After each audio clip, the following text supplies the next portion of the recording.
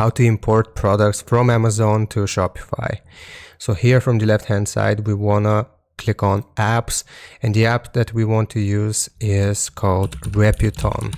So type out Reputon and search Reputon in the Shopify App Store. This will load up this. So right here you will see Reputon Amazon Importer. You want to use this one. So just select it, and then we will choose this option to install it to our website. So it will ask us for confirmation. It will view our personal data and view and edit store data. So right here, I'm just going to click on install, and we're going to see where it refers us. So it will take us to the Amazon importer page here, and we can just click on start, copy the Amazon product link, navigate to Amazon, copy the link of the desired product you wish to sell, and then right here we will just import an Amazon link. I'm going to come back in a second.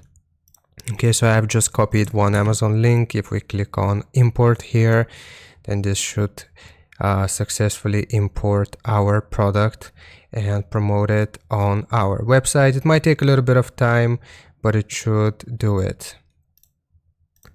So it's gonna look like this once you have it copied, and we wanna choose add product, and right here it will import the product to our Shopify website. You can track the progress right here at the top.